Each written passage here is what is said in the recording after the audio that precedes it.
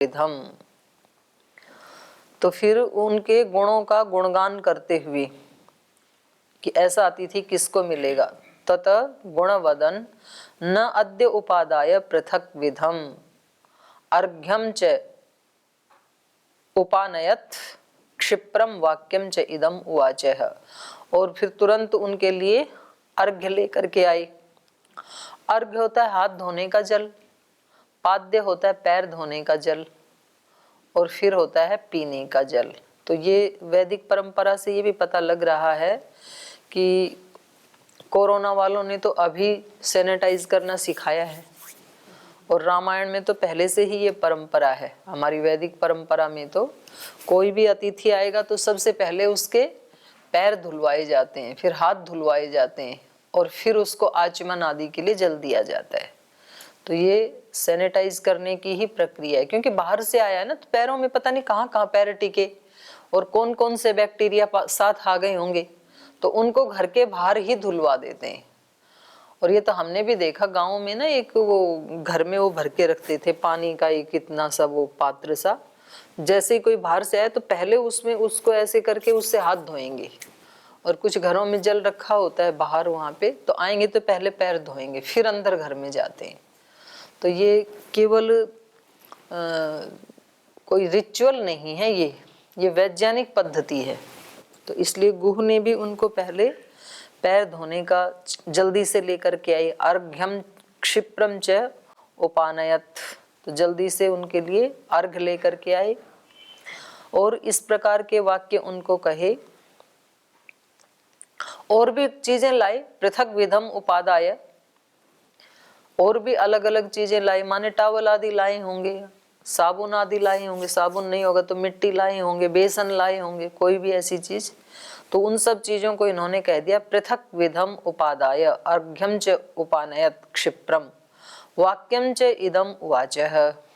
और वो सब स्वागत सत्कार करते हुए गुह ने ये वाक्य बोले, स्वागतम ते महाबाहो, हे महाबाहो आपका स्वागत है।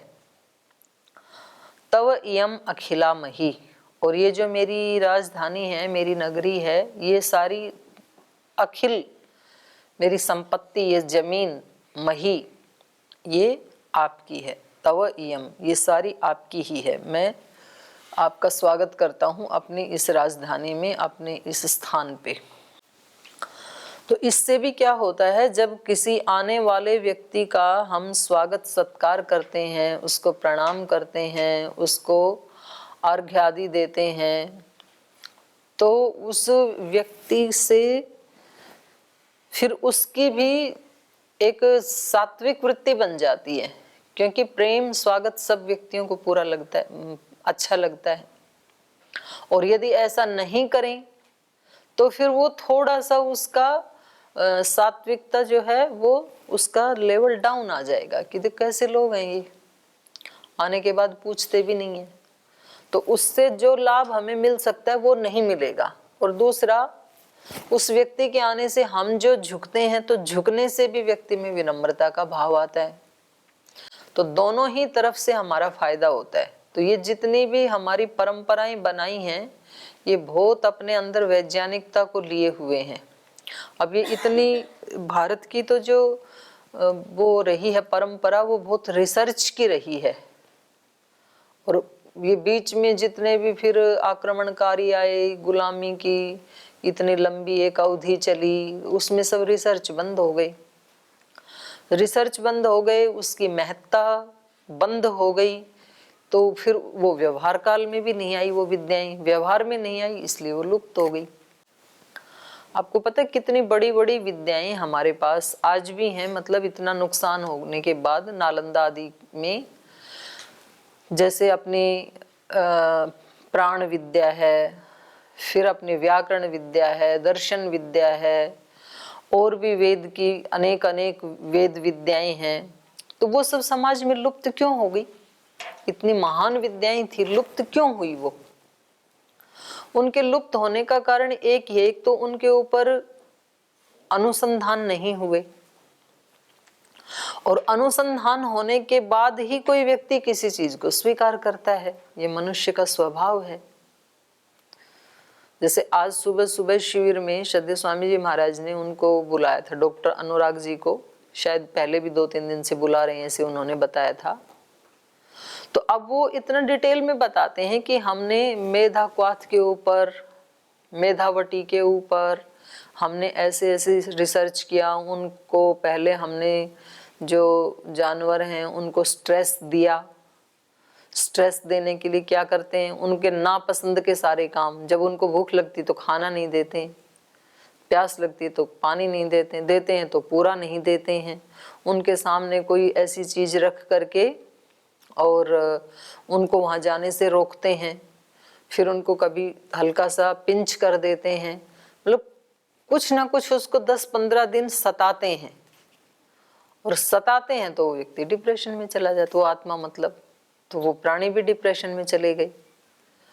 और उनको कैसे पता लगा डिप्रेशन में चले गए? वो 15 दिन उनको सताने के बाद कोई एक ऐसी अच्छी उनकी फेवरेट वस्तु उनके सामने रख दी, और फिर जिनको नहीं सताया था ऐसे कुछ चूहों को ला करके वहां छोड़ दिया, तो वो तो दौड़ दौड़ के जा रहे थे। चूहे का स्वभाव होता है ना, सब जगह चेक करके आना कहाँ क्या रखा है। वो छिपा के रखा था खाने की चीज, लेकिन वो तो दौड़ दौड़ के जा रहे थे उसको खाने के लिए, और जो डिप्रेशन में थे वो कोने में बैठे थे, वो हिलने को ही तैयार नहीं। तो फिर उनको वो काढ़ा पिलाया, वो वटी उनको खिलाई, उनको वो औषधियां दी, और 3-4 दिन के बाद ही वो भी दौड़ने लगे, और फिर उनको 7-8 दिन दी तो वो बिल्कुल उनके जैसे ही हो गई। तो इस तरह से जब बताते हैं, और वो दिखा भी रहे थे साथ साथ स्क्रीन के ऊपर, तो देखने वाले व्यक्ति को क्या लगता है कि अच्छा भाई फिर तो ये वास्तव में बहुत अच्छी चीज है। तो जब उसको फिर व्यक्ति अपनाएगा, क्योंकि उसकी महिमा सुनेगा, तो स्तुति से व्यक्ति को क्या मिलता है? स्तुति से फिर उसकी आसक्ति हो जाती है। अर्थवाद ब्राह्मण ग्रंथों में आता है ना, स्तुति निंदा। तो निंदा तो इसलिए की जाती है कि उस काम से रोका जाए, तो उसकी हानियों को सुन करके, उसकी निंदा को सुन करके व्यक्ति उस कार्य में प्रवृत्त नहीं होगा। और स्तुति इसलिए की जाती है कि उस व्यक्ति को उसमें प्रवृत्त किया जाए। तो इसलिए मोक्ष की, मुक्ति की इतनी महिमा इसीलिए तो गाई जाती है कि इतना सारा वो सुन करके व्यक्ति प्रवृत्त हो जाएगा। अगर उसके बारे में कुछ भी गुणगान नहीं करेंगे, स्तुति नहीं करेंगे, तो व्यक्ति की आसक्ति नहीं होगी उसमें। तो इसलिए इनका आश्रय लिया जाता है। तो जितना व्यक्ति उसको सुनेगा, फिर उसको खाएंगे, फिर लाभ होगा ही। तो व्यवहार में आ गई ना विद्या, जो अभी वेद के मंत्र में थी या आयुर्वेद ग्रंथ में थी, वो विद्या व्यवहार में आ गई। व्यवहार में आ गई तो एक व्यक्ति उसको आसेवन करके फिर 10, 20, 50 लोगों को और बताएगा, और दूसरे लोग देखते भी हैं, भाई ये कितना रोगी था, इसने इस चीज को खाया तो ये ठीक हो गया, तो मैं भी खाऊं। और यही बात फिर योग की भी है। योग का भी प्रचार प्रसार कैसे हुआ? जो ग्रंथ में थी विद्या वो व्यवहार में आ गई। तो जब जब कोई भी बड़ी विद्या या छोटी विद्या, कोई भी विद्या, जब उसको स्तुति की जाएगी, जब उसका व्यवहार में प्रयोग होगा धरातल पे, तब तो वो विद्या जिंदा रहेगी, मरेगी नहीं। और यदि वो विद्या व्यवहार से हट गई और उसके ऊपर अनुसंधान भी नहीं हुआ तो वो विद्या लुप्त हो जाएगी। व्याकरण आदि विद्या इतनी महान विद्या है जिसको एक बार पढ़े तो सारे ग्रंथों की चाबी बताया, उसको कुंजी बताया, सारे ग्रंथ व्यक्ति को आत्मसात हो जाते हैं। तो इतनी महान विद्या का लोप क्यों हुआ होगा? क्योंकि उस विद्या के जो विद्वान थे और उन विद्वानों को जैसे अनुसंधान और व्यवहार करना चाहिए था समाज में, वैसा उन्होंने नहीं किया। विद्वान होकर के अहंकारी बन गए। तो फिर दूसरे लोगों ने सोचे भाई फिर ये विद्या पढ़ने योग्य नहीं है, ये तो आदमी को ऐसा बना देती है। अगर श्रद्धेय स्वामी जी महाराज योग को सीख करके और अहंकारी हो जाते तो फिर कोई भी व्यक्ति मतलब इसके प्रति आकर्षित नहीं होता। या तो अहंकारी हो जाते या तो फिर बहुत कंजूस हो जाते कि भाई हम नहीं बताएंगे। जैसे कितने ही नुस्खे पुराने वैद्यों के पास, वो एक एक दो दो नुस्खे लेके बैठे थे किसी भी दवाई की, लेकिन वो किसी को बताना पसंद नहीं करते कि हम बता देंगे तो हमारी वैल्यू कौन करेगा। तो फिर उनका ये जो स्वभाव है, उन्होंने उस विद्या को फैलने से बाधा डाल दी, बताएंगे ही नहीं किसी को। तो दूसरे ना तो उस मतलब उसको सीखना चाहेंगे कि अरे इसको सीख करके तो आदमी बदमिजाज हो जाता है, हम अपने ऐसे ठीक है। तो सारी की सारी जो बड़ी विद्याएं हैं उन पे एक तो अनुसंधान होने चाहिए और एक फिर वो व्यवहार में आनी चाहिए, तभी वो विद्या जिंदा रहती है और तभी उसका प्रचार प्रसार होता है। योग विद्या है अष्टांग योग। अब देखो ये जो आयुर्वेद की विद्या है इसका जिक्र महर्षि पतंजलि ने तो चौथे पाद में किया है। जन्म औषधि मंत्र तप समाधिजा सिद्धयः। तो औषधि का एक बार वर्णन आया वहां पर, और शुरुआत में सबसे ज्यादा बल किस पे दिया उन्होंने?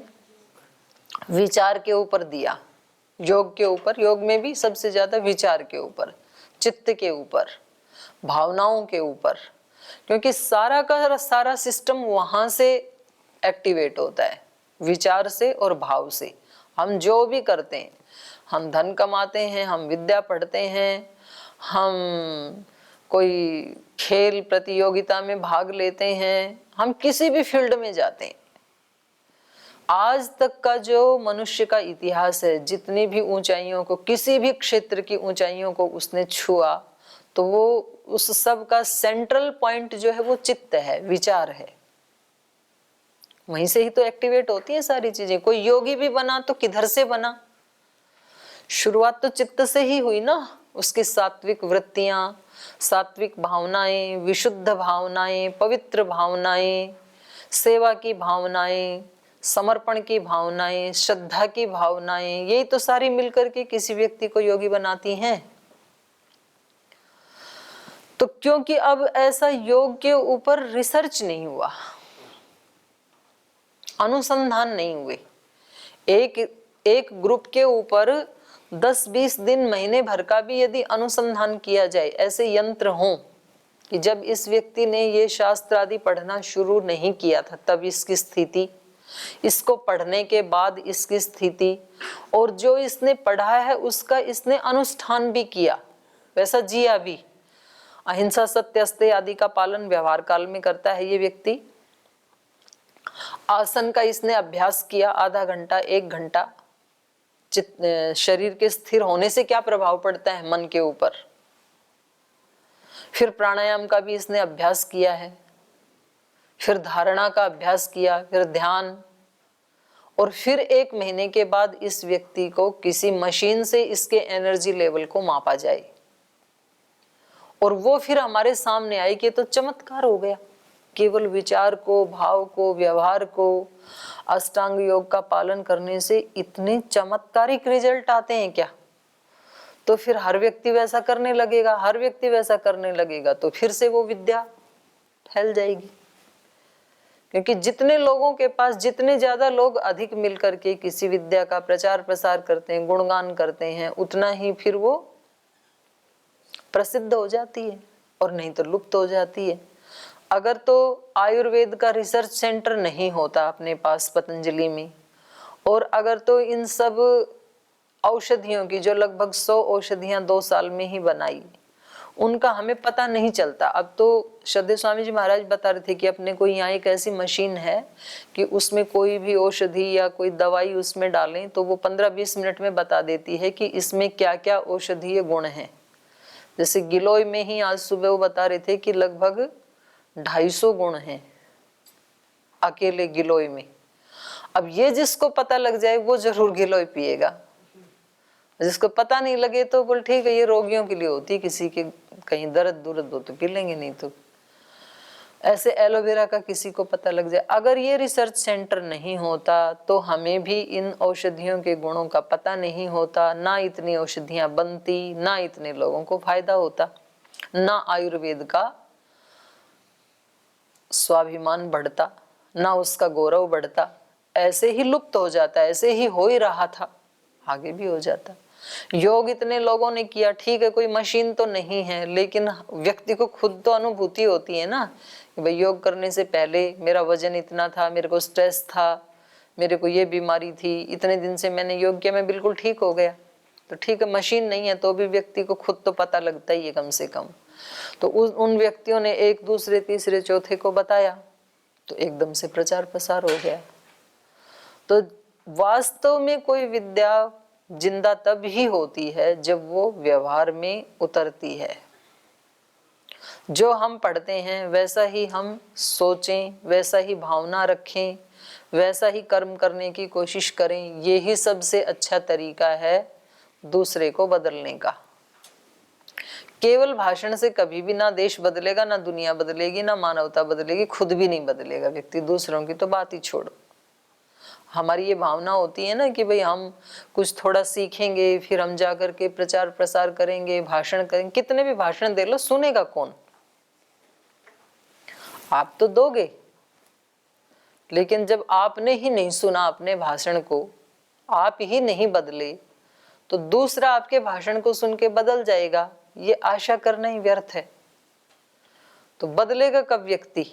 बदलेगा तब जो आप बोल रहे हो वैसा आपने यदि कर लिया और आप यदि बदल गए, तो खरबूजे को देख करके खरबूजा रंग बदलता है। ये भाई मेरे पड़ोस वाला पीला हो गया, छूट गया इससे, उर्वारुकमिव बंधनान, तो इसकी तरह मैं भी छूटूं। तो छूटने के लिए पकना पड़ता है व्यक्ति को, तपना पड़ता है। कच्चा कभी छूट सकता है क्या? कच्चा फल डाल से छूट सकता है? नहीं छूटता है कभी भी। और जबरदस्ती छुटा दिया तो कड़वा मिलेगा, किसी काम का नहीं वो, ना खाने के काम का, ना सब्जी बनाने के काम का, कच्चा किसी काम का नहीं है, तोड़ भी लिया तो। इसलिए कच्ची अवस्था में भागने की कोशिश नहीं करनी चाहिए व्यक्ति को, दूसरे का सुधार करने के लिए या अपना सुधार करने के लिए भी। अपने आप को भी व्यक्ति पकाता नहीं है, तपाता नहीं है, वेट नहीं करता है। अपने लिए भी क्या सोचता है कि कुछ तो मैं ऐसा करूंगा, या तो चारों तरफ आग लगा के बीच में बैठ जाता हूं, तो ऐसे महीना 20 दिन 2 महीने तपूंगा तो लोग मेरे को तपस्वी घोषित कर देंगे, सिद्ध महात्मा घोषित कर देंगे, तो बस यही तो मेरा लक्ष्य है। तो दूसरों के घोषित करने से कोई व्यक्ति वास्तव में तो महात्मा सिद्ध बनता नहीं है ना। और सिद्ध बनने के लिए आप अगर इतने ज्यादा बेचैन हैं तो पहले से ही आपने अस्थिर चित्त से उसकी शुरुआत कर दी, तो परिणाम तो अस्थिरता ही आएगा फिर, क्योंकि आप बहुत जल्दबाजी कर रहे हैं। और अध्यात्म में जल्दबाजी को दोष माना जाता है। कोई भी फल जल्दबाजी नहीं करता है वृक्ष के ऊपर लटका हुआ कि भाई अभी थोड़े दिन में गर्मी आ जाएगी, अब गर्मी मेरे से सहन नहीं होगी। कोई आम बोले तो ऐसा है कि मेरे को तो मार्च से पहले पहले पका दो, मेरे को तो पकना है, तो चाहिए कोई इंजेक्शन लगाओ, चाहिए मेरे को एकांत, कुछ भी करो, पर मेरे को इतना धैर्य नहीं है कि मैं वेट करूं अप्रैल तक। तो कुछ लोग फिर उनको तोड़ के कुछ मसाले आदि में पका लेते हैं, लेकिन उनका वो टेस्ट नहीं होता है, उनके वो गुण नहीं होते हैं, बल्कि उल्टे अवगुण और आ जाते हैं, उनमें बीमारियां और आ जाती हैं। तो हिंदी में कहावत बना दी, सहज पके सो मीठा होई। तो सहज पकने दें अपने आप को, जहां भगवान रखे, जिन परिस्थितियों में रखे उनमें सहज तपने दो और सहज पकने दो। और जब आप पक जाएंगे तो ये प्रकृति का नियम है, वो अपने आप ही छोड़ देती है, फिर पकड़ के नहीं रखती है। पकने के बाद कोई भी वृक्ष किसी फल को पकने के बाद अपने पास पकड़ के नहीं रखता है, खुद ही छोड़ देता है। वो प्रकृति अपने आप ही मुक्त कर देती है। तो इसलिए तपना भी सहज होना चाहिए, पकना भी सहज होना चाहिए और मुक्ति भी सहज होनी चाहिए। हाय तौबा नहीं मचाना उसके लिए। इसलिए मीराबाई ने कहा सहज मिलो अविनाशी। जो मेरे को कृष्ण मिले, जो भगवान मिले, वो सहज मिले। और सहज मिले और कैसे मिले? अविनाशी मिले। अब उसका नाश नहीं होगा कभी भी।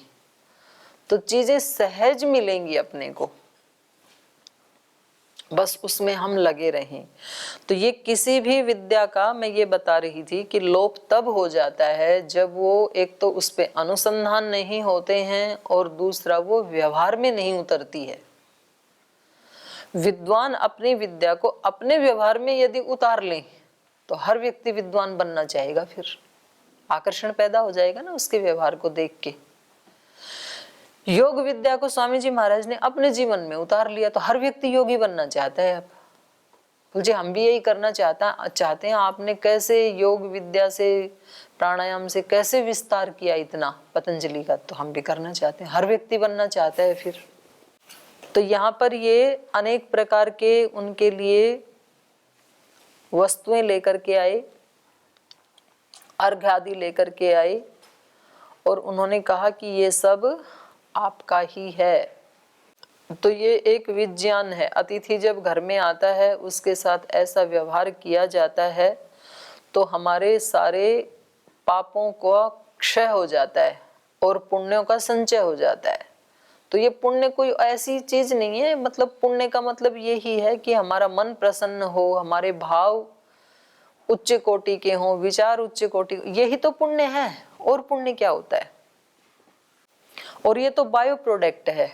वास्तव में तो व्यक्ति को वो काम करते करते ही उसका आनंद मिल जाता है, क्योंकि सारे कर्म व्यक्ति खुशी के लिए तो करता है और किसी काम को करते करते खुशी मिल जाए। अब खेलने का कोई अतिरिक्त फल लेने की इच्छा होती है क्या आपको कि हम आधा घंटा खेले, इसका क्या फल मिलना चाहिए? अतिरिक्त इच्छा नहीं है ना। अतिरिक्त फल आएगा, यद्यपि आपके अंदर थोड़ा हल्कापन आएगा, फ्रेशनेस आएगी, थोड़े आप रिलैक्स हो जाएंगे, ये सब चीजें आएंगी, लेकिन आपको तो खेलने का फल खेलते खेलते ही मिल जाता है। अच्छा लगता है ना कितना, इसीलिए तो खेलते हो रोज। अगर खेलते हुए अच्छा ना लगे तो कौन खेले फिर? उस भाव से कोई व्यक्ति किसी काम को करता है तो करते करते ही मिल जाता है। तो गुह को अतिथि यज्ञ करते करते ही उसका फल मिल रहा है। तो वो कह रहे हैं ऐसा अतिथि किसको मिलेगा? जो आप हमारे घर में आ गए हैं। तो वो अनेक विध ये वस्तुएं ला करके उनका स्वागत सत्कार करते हैं। तो मैंने ये बताया था कि ये स्वागत सत्कार आदि जो परंपराएं हैं, वैदिक परंपराएं हैं, ये साइंटिफिक हैं, वैज्ञानिक हैं। ये सब ये केवल मात्र ऐसे ही बना दिया होगा ऐसा नहीं है। बहुत किसी ने रिसर्च करके, अनुसंधान करके तब बनाई होंगी ये परंपराएं कि भाई अतिथि आए तो कैसे व्यवहार करें, और उसको नाम ही क्या दे दिया? अतिथि यज्ञ।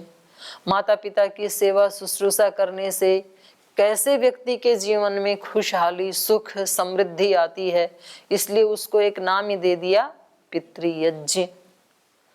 तो ये जरूर इन सब विद्याओं के ऊपर कभी हमारी ऋषियों ने अनुसंधान किया होगा और अनुसंधान करके सबके सामने रखा होगा और सब लोगों ने ऐसा आचरण किया होगा तो उसका फल पाया होगा। तो जैसे आज योग विद्या का प्रचार प्रसार है क्योंकि बहुत लोगों ने उसका फल पाया, ऐसे ही इन सब विद्याओं का, अतिथि यज्ञ का, पितृयज्ञ का, इन सब का कभी अनुसंधान करके प्रचार प्रसार हुआ होगा। जैसे आज आयुर्वेद का पतंजलि ने अनुसंधान करके प्रचार प्रसार किया तो सब लोग एलोपैथी को छोड़ के आयुर्वेद की तरफ दौड़ रहे हैं। तो ये सारे की सारी वैज्ञानिक पद्धतियां हैं हमारे वैदिक धर्म में। आगे ये कह रहे हैं, वयम प्रेष्या भवान भर्ता साधु राज्यम प्रसाधिनः स्वागतम ते महाबाहो तव इयम अखिला मही वयम प्रेष्या भवान भर्ता साधु राज्यम प्रसाधिनः। ये सारी पृथ्वी अब आपकी ही है। तव इयम अखिला मही, अपने मित्र को कह रहे हैं। और वयम प्रेष्या, हम क्या हैं? वयम भवान प्रेष्या, हम तो आपके सेवक हैं। प्रेष्या मतलब जहाँ जहाँ आप भेजेंगे हम वो काम करेंगे। तो हम आपके सेवक हैं और इस सारी पृथ्वी के मालिक आप हैं। वयम भवान प्रेष्या, हम आपके सेवक हैं। और आप भर्ता, आप हमारा भरण पोषण करने वाले स्वामी हैं। साधु राज्यम प्रसाधिनः, तो इसलिए आप नः राज्यम प्रसाधी, आप हमारे इस राज्य पर प्रशासन कीजिए। अच्छा ही हुआ जो वहाँ से अयोध्या से आपको भेज दिया तो आप हमें मिल गए। तो अब ये सारी पृथ्वी आपके चरणों में मैं समर्पित करता हूँ। अब आप इस मेरे राज्य के ऊपर आप राज्य कीजिए और मैं आपके अंडर में, आपके निर्देशन में, आपकी शरणागति में रह करके आपका सेवक बन करके रहूँगा। ऐसा गुह ने उनको प्रस्ताव दिया। तो आगे श्री राम इसका क्या उत्तर देते हैं ये हम कल पढ़ेंगे। आज यहीं विराम लेते हैं।